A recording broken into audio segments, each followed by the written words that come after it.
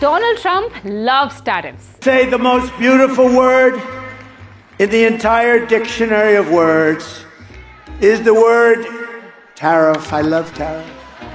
And he may have sparked a tariff war, but little did the world know that it was the brainchild of this country's boom in the 1980s. And that's why he wants to tax nations. Donald Trump was at the peak of his real estate empire, but behind the glamour, he was watching a new force rise in the world of business: Japan. But just like Rome, Japan wasn't built in a day. The 1920s and early 30s were a time of turbulence for the world economies. As for Japan, multiple bank collapses and stock market crashes shook the nation. Then World War II happened, and Japan's economy was left in ruins. In 1945, Japan's per capita GDP was only 11% of the United States and just 47% of what it had been in 1940. It was a daunting task to rebuild. But unlike in the West, where these failures led to chaos, Japan took a different approach. And so the Japanese decided they would not tolerate such risks and protect the people from the worst effects. Soon enough, under the Allied occupation, Japan began to implement reforms in land and labor, setting the stage for one of the most remarkable economic recoveries the world had ever seen.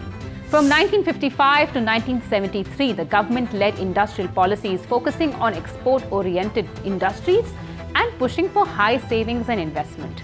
At the same time, Japan adopted cutting-edge technologies as well.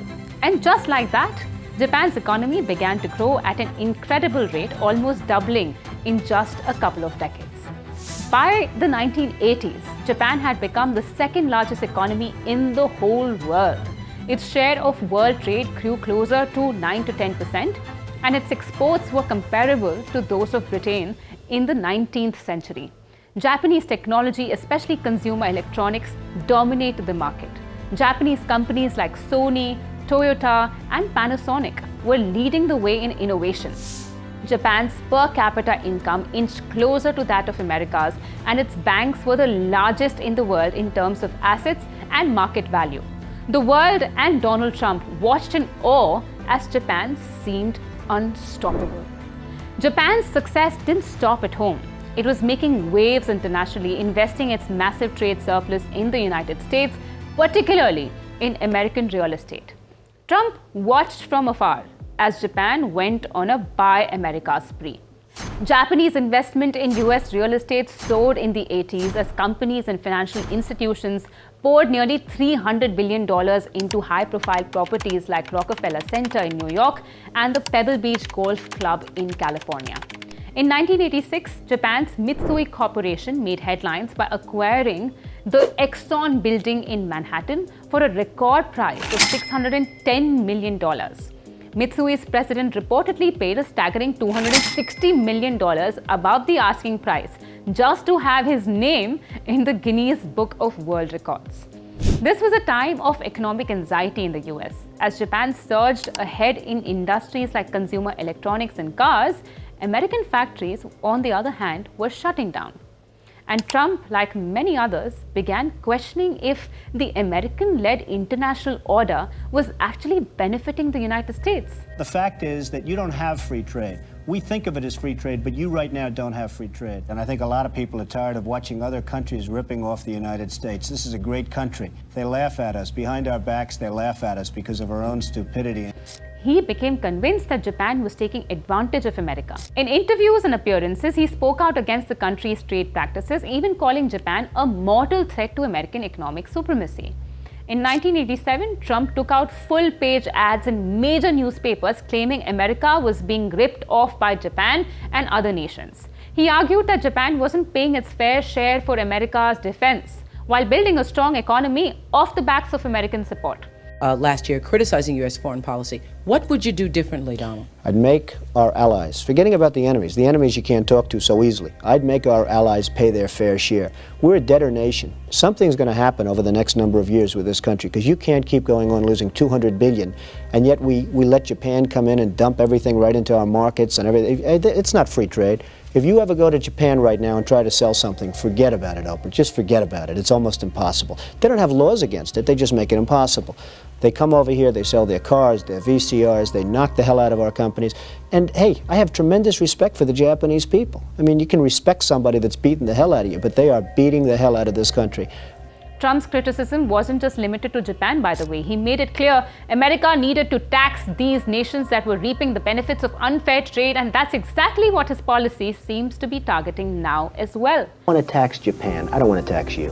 I want to tax West Germany. I want to tax Saudi Arabia. We keep them alive. If it weren't for us, they wouldn't even be here. They wouldn't exist. Trump was tired of watching Japanese cars flood the US market while American brands struggled to make an impact in Japan. When was the last time you saw a Chevrolet in Tokyo? He would ask. Fast forward this to 2015 and Trump's views on trade has not changed. As he announced his candidacy for president, his first priority was very clear: China. But sandwiched between China and Mexico was Japan. When did we beat Japan at anything?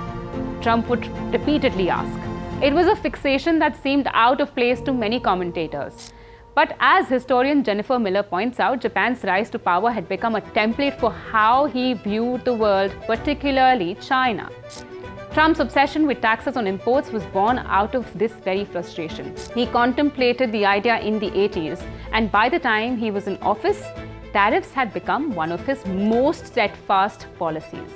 Whether it was steel, solar panels, or Chinese imports, Trump was ready to use tariffs as his tool to reshape trade. In meetings with his advisors, Trump would frequently ask, "Where are my tariffs?" And it was all tied back to his deep-rooted resentment of how Japan had played the game back in the 1980s. But Trump's tariffs did not just stop at China. He expanded them to allies like Canada and Mexico and even threatened them against countries like India, Colombia, and Denmark, all in an effort to level the playing field.